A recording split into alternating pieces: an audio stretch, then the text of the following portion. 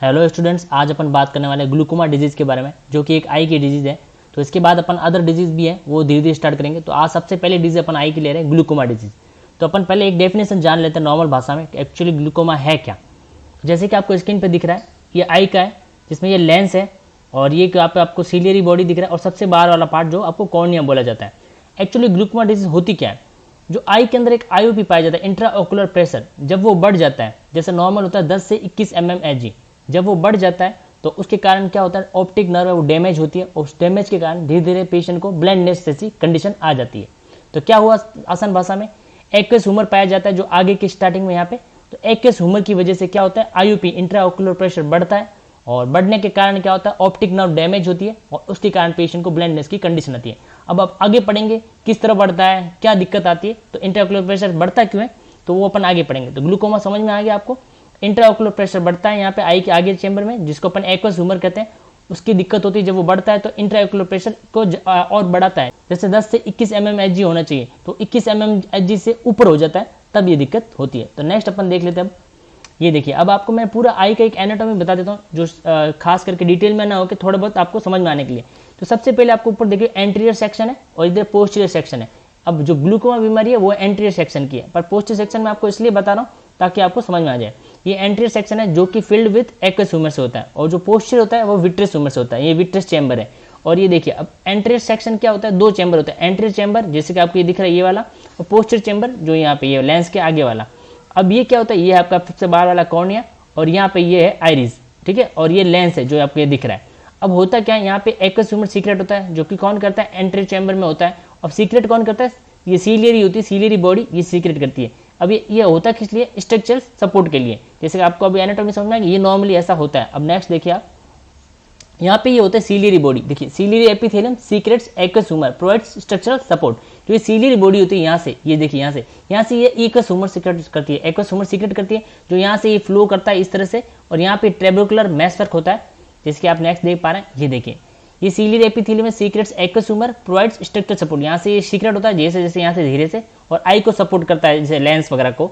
अब ये यहाँ से धीरे धीरे इसका रास्ता होता है, यहाँ से सीक्रेट होगा, और यहाँ से ये ट्रेबेकुलर मेशवर्क से यहाँ पे ये जाके एक्वस वेन्स में जाके मिल जाता है। ये नॉर्मल फ्लो होता है, नॉर्मल ऐसे काम करता है। अब दिक्कत क्या होती है, जैसे ये वाला कॉर्नर, इसको बोलते हैं ट्रेबेकुलर मेशवर्क, जो स्पॉन्जी और ड्रेन टाइप का होता है, मतलब रास्ते को निकालने, एक्वस ह्यूमर को निकालने का काम करता है। और बाकी और भी है, देखिए एपिसेकल वीनस सिस्टम, ये आगे सिस्टम है, वो आपका आगे का काम है। तो मेन काम यहाँ पे क्या है, एक्वस ह्यूमर सीक्रेट हुआ सीलियरी एपिथेलियम से, जिसको हम सीलियरी बॉडी भी बोलते हैं, और यहाँ से फ्लो करता हुआ एक ट्रेबेकुलर मेशवर्क से बाहर चला गया, ठीक, एक्वस वेन से मिल गया।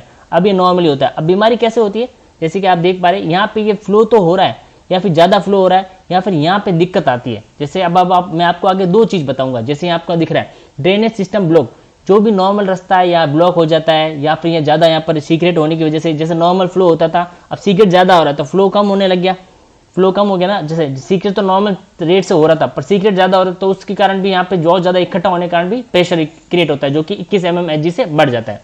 तो उसके कारण ये क्या होता है, मेन कंडीशन का ड्रेनेज सिस्टम ब्लॉक, जो ड्रेनेज सिस्टम बाहर निकलने का रास्ता है वो ब्लॉक हो जाता है। तो उस कंडीशन में बीमारी होती है। अब बाकी आपको ये दिख रहा है ना, यही रास्ता है, यहाँ से निकलेगा, ये ट्रेबेकुलर मेशवर्क है, यहाँ पे ये थोड़ा सा रास्ता बंद हो जाता है, या नॉर्मल फ्लो ऐसे ही होता है। अब आगे मैं आपको बताता हूँ ग्लूकोमा। देखिए, ये वाला ग्लूकोमा इस तरह से होगा। प्रेशर देखिए आप कितना होता है, 21 mmHg से हो जाएगा, तो इसको बोलेंगे इंट्राओकुलर हाइपरटेंशन भी। जैसे हाइपरटेंशन बढ़ा हुआ तो इसको इंट्राओकुलर हाइपरटेंशन भी बोलेंगे। और ये किस कारण होता है, ड्रेनेज सिस्टम जो होता है, जो नॉर्मल ड्रेनेज सिस्टम वो ब्लॉक होने की वजह से होता है।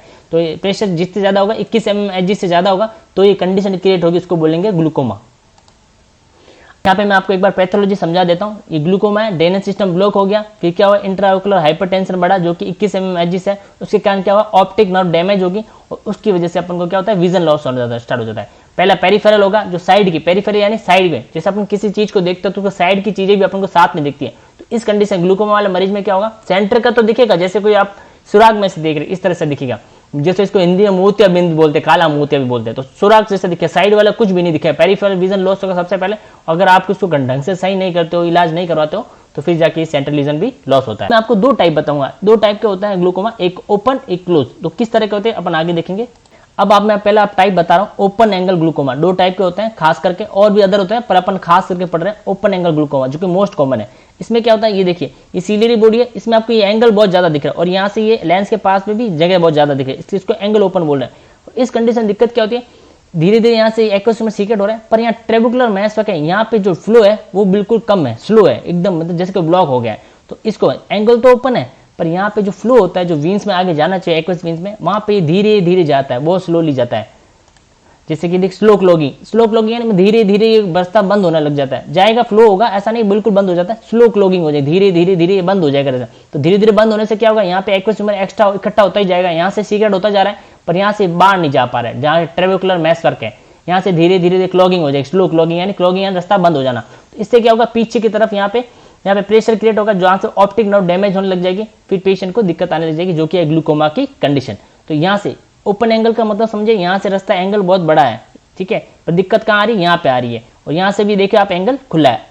और अब देखिए जैसे ये एंगल बड़ा होता है तो अब दिक्कत कहाँ से होती है, देखिए ग्रेजुअली प्रेशर इंक्रीज, धीरे धीरे, ऐसा नहीं फास्ट होगा, सडन नहीं होता, धीरे धीरे होता है, पेशेंट को तकलीफ धीरे धीरे ग्रेजुअली, तो धीरे धीरे पेशेंट को दिक्कत होगी और प्रेशर इंक्रीज होगा यहाँ पे। ये आपको ऑप्टिक डिस्क बोलते हैं, डॉक्टर डायग्नोसिस भी कैसे करता है, यहाँ पे डैमेज होगी तब यहाँ कप सिस्टम हो जाएगा, कप जैसा बन जाएगा, यहाँ पे ये बड़ा बड़ा बनता जाता है। तो अभी यहाँ धीरे धीरे हो गया, ग्रेजुअल प्रेशर इंक्रीज होता है, और दूसरे वाले टाइप है उसमें ग्रेजुअल नहीं फास्ट होता है, उसकी अपन बाद में बात करेंगे।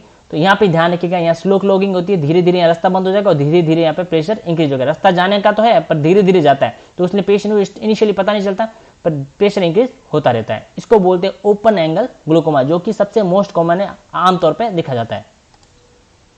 और यहाँ पे देखिए इनिशियली क्या होगी, पेरिफेरल विजन लॉस होगा, इसमें ओपन एंगल ग्लूकोमा क्या होगा, पेरिफेरल विजन ने साइड वाला मैंने आपको बताया ना, वो विजन लॉस होने लग जाएगा, और ऑप्टिक नर्व डैमेज है, जिसको अपन आउटर रिंग एट्रोफी भी बोलते हैं।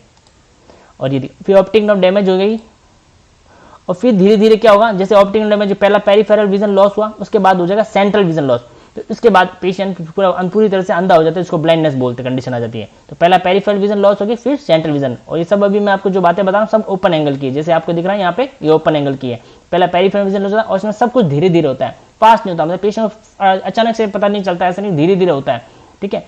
और इसमें कुछ ज्यादा सिम्टम भी कई बार स्टार्टिंग में नहीं आते हैं। अब हम बात करूं क्लोज एंगल ग्लूकोमा, इसमें क्या है, देखिए ये एंगल अभी पूरा नैरो हो चुका है, यहाँ पे भी जगह नहीं है और यहाँ पे भी जगह नहीं है, अब यहाँ से एक्वस ह्यूमर सीक्रेट हो रहा है पर रास्ता नहीं है, तो धीरे धीरे यहाँ पूरा एकदम इकट्ठा होने लग जाता है, और ये सडन होता है, और ये देखो नैरो, यहाँ पे नैरो हो गया, और क्लोज यहाँ पे क्लोज टाइप हो गया, ठीक है।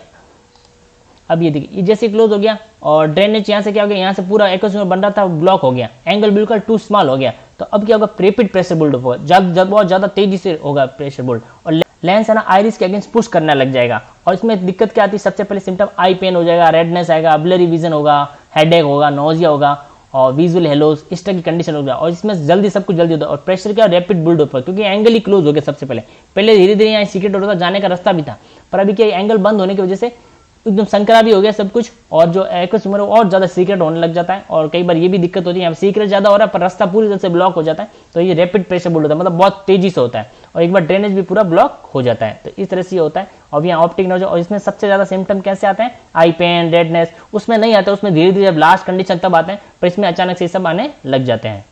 अब अपन डायग्नोसिस करेगा, डॉक्टर कैसे डायग्नोसिस करेगा, मतलब पेशेंट चला जाता है तो कैसे पता लगाएगा उसका, तो सबसे पहले टोनोमेट्री एक इंस्ट्रूमेंट होता है, जैसे आपने डिजिटल थर्मामीटर देखा होगा उसी तरह होता है, तो आंख के अंदर लगा के, आजकल पहले भी दूसरे अलग था, अब आजकल डिजिटल आता है, तो आंख के ऊपर लाइट की रोशनी टाइप होता है, उसके अंदर फिर ऑक्यूपेशन डिजिटल में आ जाता है कि आंख का इंट्राओकुलर प्रेशर कितना होता है, तो उसमें नाप के पता लगा सकता है कि ग्लूकोमा की कंडीशन है या नहीं।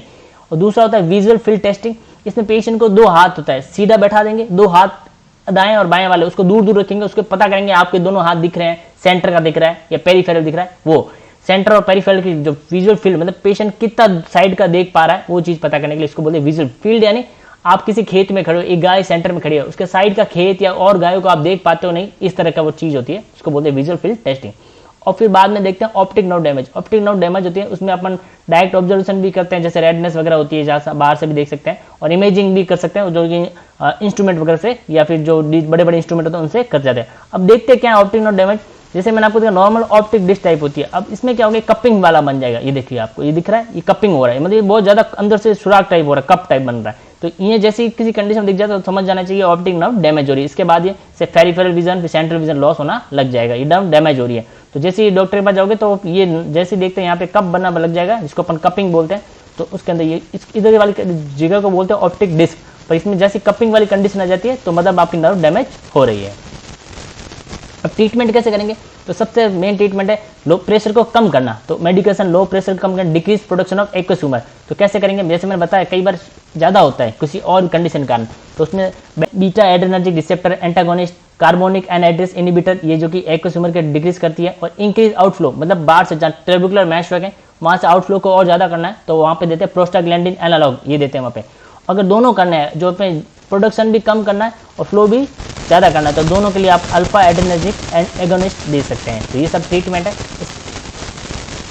बाकी अब इसमें ट्रीटमेंट सर्जरी भी करते हैं, तो दो ट्रीटमेंट कर सकते हैं। पहला होता है ट्रेबुकुलोप्लास्टी, जैसे यहाँ ट्रेबुकुलर मैशवर्क में दिक्कत है तो ओपन ट्रेबुकुलर मैशवर्क और ओपन एंगल। तो इसमें ये ओपन एंगल वाला होता है जहाँ पे यहाँ पे दिक्कत होती है, स्लो हो रहा है, यहाँ पे क्लॉगिंग हो रही है, कुछ दिक्कत हो रही है जहाँ पे बाहर जाने में, तो यहाँ पे सर्जरी करके उस जो दिक्कत हो रहे पार्ट को हटा देते हैं। तो उससे फिर वापस से एक्वस ह्यूमर यहाँ से तो अच्छा से सीक्रेट हो रहा था और यहाँ से अपना फ्लो वापस बन जाएगा नॉर्मल, तो दिक्कत नहीं होगी। तो दूसरा होता है इरिडोटोमी, जैसे यहाँ ये क्लोज हो गया था रास्ता, यहाँ से बंद ही हो गया था पूरा, तो यहाँ पे इन्होंने क्या एक रास्ता बना दिया। तो पंचेस होल इन इरिस और क्लोज एंगल, ये खासकर क्लोज एंगल में होता है, जैसे एंगल क्लोज है यहाँ एंगल ओपन है, तो इसमें कराया जाता है, इसमें सीधा सुराग बना दिया जाता है और ट्रेबुकुलर मैश से अपना नॉर्मल काम कर ही रहा होता है, तो उससे से रास्ता बन जाता है। और बाकी अदर लेजर ट्रीटमेंट भी करते हैं, जिसमें ह्यूमर प्रोड्यूसिंग, जैसे एक्वस ह्यूमर प्रोड्यूसिंग सेल उसको डिस्ट्रॉय कर देते हैं, कोई नया क्रिएट चैनल कर देते हैं, शंट लगा देते हैं, और इस तरह से ये भी ट्रीटमेंट करते हैं, पर ये बहुत लेटर करते हैं। अब मैं बात करूँ तो पूरा जैसे आपको मैंने पूरा समझा दिया ग्लूकोमा है क्या, तो एक बार मैं आपको रिवाइज करवा देता हूँ। ये एक जहाँ पे इंक्रीज एक्वस ह्यूमर होगा, इंक्रीज प्रेशर बढ़ेगा, जिसको अपन आईओपी बोलते हैं, उससे क्या होगा, ऑप्टिक नर्व डैमेज होगा, उससे क्या होगा, पेशेंट को ब्लाइंडनेस होगी। तो इस पूरी कंडीशन को क्या बोलते हैं, ग्लूकोमा। तो अगर आसान भाषा में पूछे तो ग्लूकोमा क्या है, आंख के इंट्राओकुलर प्रेशर, जिसको अपने एक्वस ह्यूमर के ज्यादा सीक्रेट होने या फिर ड्रेनेज में प्रॉब्लम आने से जो दिक्कत होती है उसको बोलते हैं ग्लूकोमा। इसको हिंदी में मोतियाबिंद, काला मोतिया भी आपने नाम से सुना होगा। आशा करता हूँ वीडियो अच्छी लगी होगी, अच्छी लगी तो प्लीज लाइक करें, शेयर करें और सब्सक्राइब जरूर करें। धन्यवाद।